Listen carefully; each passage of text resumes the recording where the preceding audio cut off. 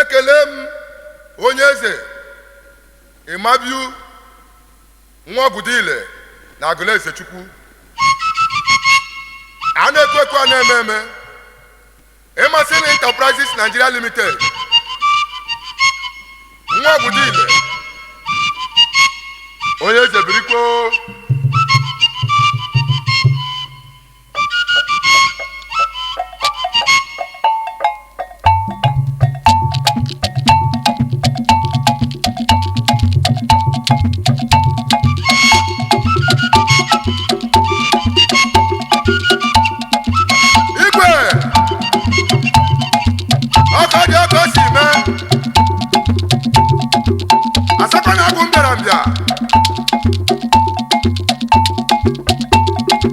Kelele m onye eze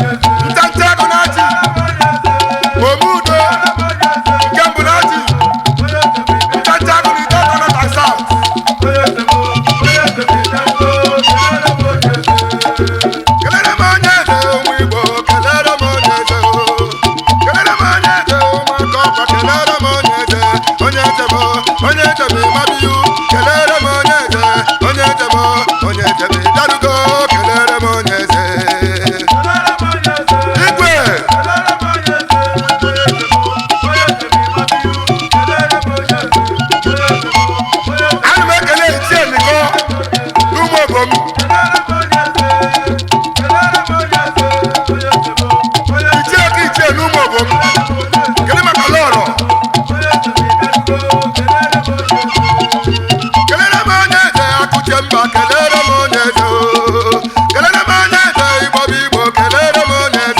onye eze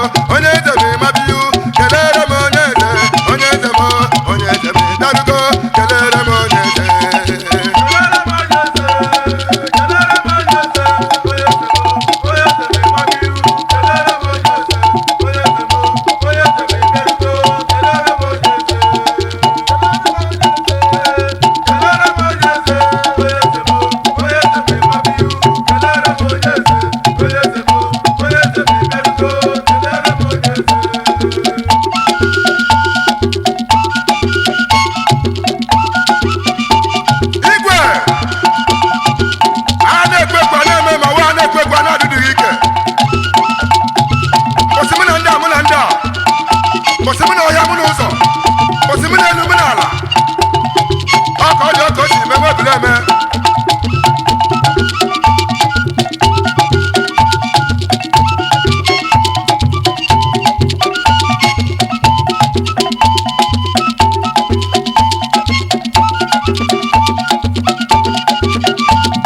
Agbọ́mọ ìwé ìbílẹ̀ mẹ́. Anumọ̀ anukọ̀ nìkan ọ̀nà àrẹ́pàá níyànjú.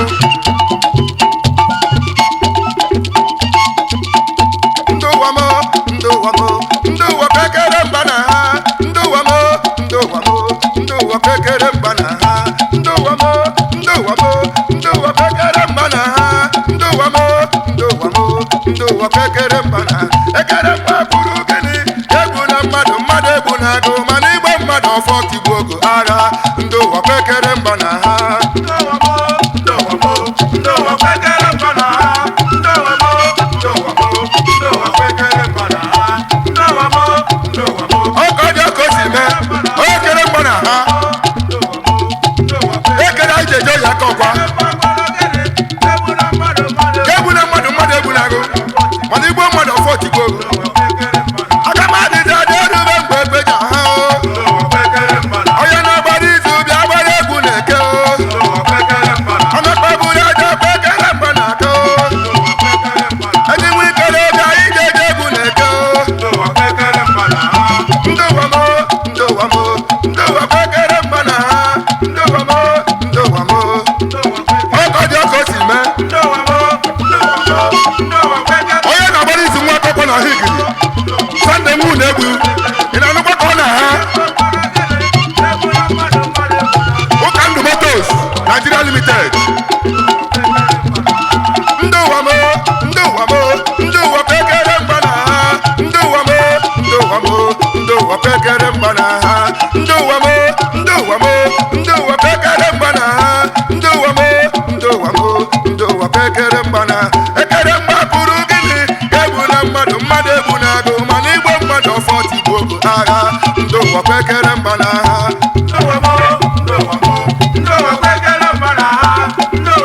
ekele mụ ojogo kebụl ala Chineke ojogo worldwide national lord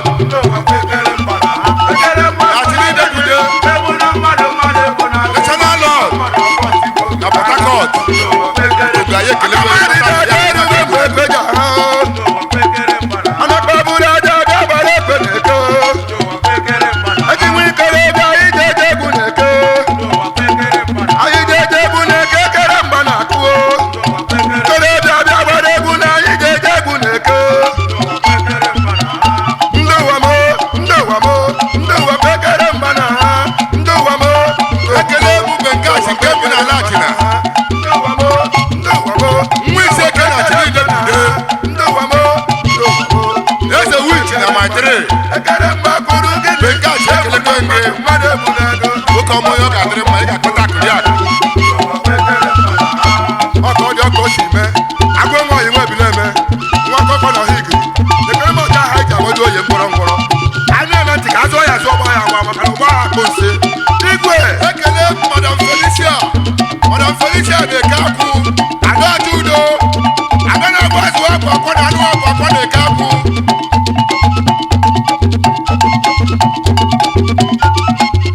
ana m anụ ka ọ na ha mmiri mara ugo bụ ahụ ka ọ sara ya n'ezi ya mmiri mara ugo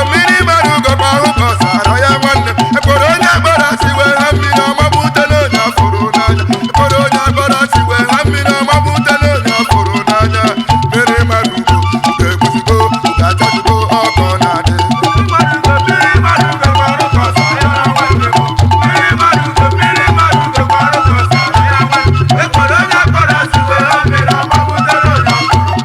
ọkọjọ ka o si mee ekporo onye akpọrọ si wee ha mmiri ya ma ute onye ahụrụ n'anya agamadịza aja odogwu nwachimbi ya odogwu onye ọma chimbi ibi ya achimbi nwa ọbịa na njọ ewu ekere mgba na-akụo ekere mgba na-akụ ekere mgba na ha ọya na ọgbara izu odogwu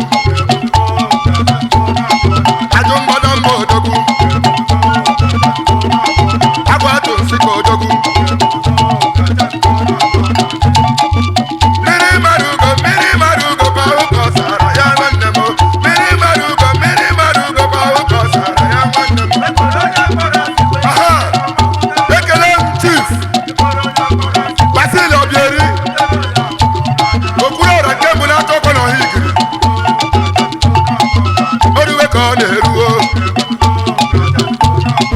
ụkacha ọgbọ ọbịa kene atị mgbe iyi nwa ọbịa na njọ ọbịa o akpatu ego nwa uru ala agbata o nwa ọbịa na njọ orube mgbe ebe ji akụo sekụsta jenarị ekere mgba na-akụo onye ọnọgbara izi na anụ ka ekwe na-atụo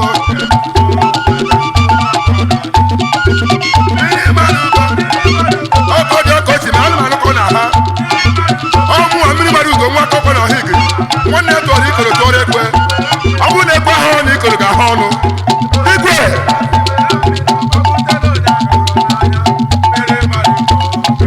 ekele m Chief Kevin Obieri ụwa anụ ọkọ nke mbụ n'aka ọkọ na ọha igiri Bisensi agụji egbe wa n'aka ọkọ na ọha igiri ka ekele Chinedu Igbo m ọkwa ote ekele eze nke mbụ n'aka ọkwa igwe kedu maka nnukwu mmọnwụ a na-akụrụ ekwe okoro mbido agụ ideji mba n'aka ọkwa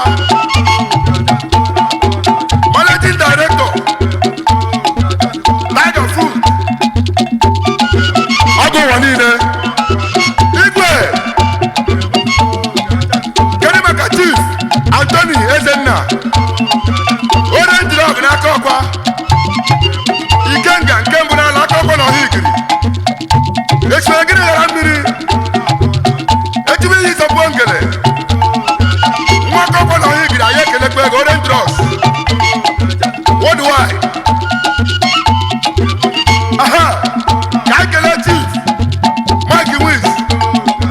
nwa Chinemere Okoko na-eyiri akwa nwa Wiz nwanne ya tọrọ ikoro tọrọ ekwe anyị ekelekwa gị ekele m oke aba na Port Harcourt ọchị na nwata na Igbo land aka na-atụ Marine igwe ekele m Ichie Alansaka na ụga egbu ebere isi nke mbụ na ala ụga ka m bụrụ ekwe m wee bata n'obi ezi Igbo na Jegule Lagos ezi Igbo na ụga niile nwụga ntụtụ akpa ebeterete igwe kedu maka udu ego nwụga eburu m ekwe wee bata na nke Madam Kimbo na-enye ụmụ nri Madam Kimbo madam na-agụ azụ akwa akwọ Madam Kimbo anyị ekelekwa agụ kọta akụri akụ ihe akụ egwu n'agụ onye ajụjụ jụọrọ m ego dị n'ogbu na ụga oruwe ka ọ dị nwata na ụga onye ọma mara ugo odogwu mmiri mara ugo nwa kopi na anụ ka ekwe na-atụo onye ọma mara ugo bịa gbara ekwe n'ekere mgbe anyị na-akụo onye na-agbara izu nwanne m ewe oruwe egwu anyị ji agboo nwebile emenye m egwu a ka agba ya agba ka azọ ya azọ ke maka egbe eji gbu agụ nwa ndị isi obodo ihe mere onye egbe eji gbu agụ mmiri mmadụ ga-ekelekwa agụ kaka akụri akụri akụ egwu na agụ igwe ekele bụ Emeka Genesis na mba anọ dike eji eje mba nke mbụ na mba anọ dike eji eje mba n'Igbo land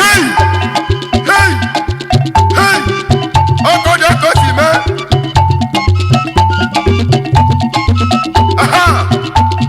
eburu m egwu wee bata n'Enugwu Ụmụọnya onye ka m na-ekele ka nkele egwu nke mbụ n'Enugwu Ụmụọnya native doctor nwanime na-akụ mba ahụ mmụọ igwe kedu maka ọkadigbo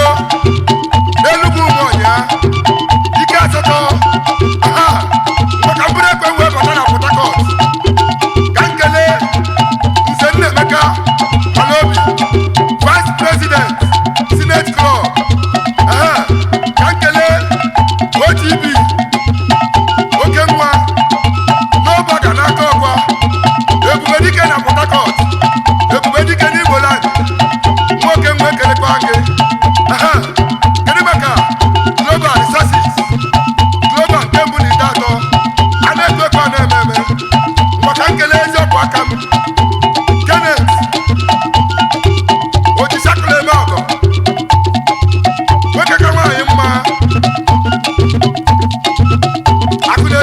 ike onye ogologo ịkarịrị okwu igotere kerecha ya ekelekwa gị igwe kedu maka chief ogwo nke mbụ na osina akpa amarakpa oceanic worldwide eburu m egwu wee bata n'Enugu ukwu onye ka m na-ekele chukwu na nso Marine Base Port Harcourt akpụrụkpụ nwa nke bụ na Port Harcourt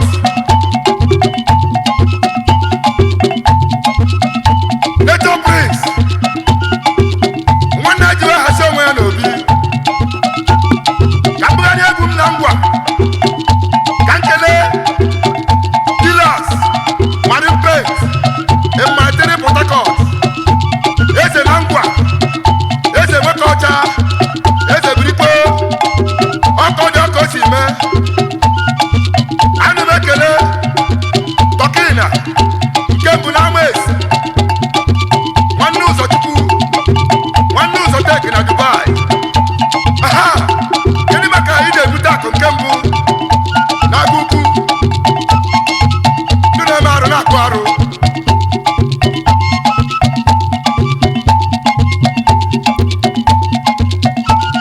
ekele m enyi one of Aba enyi na-agba ka m bụrụ egwu m wee bata obodo ukwu ka m kelee ọzas nwa obodo ukwu ọzas ekelekwa gị kpata akụri akụnye akụ egburago igwe kedu maka abụọ ti nwa akọkọ na Ohig the President Master Football Club of Nigeria igwe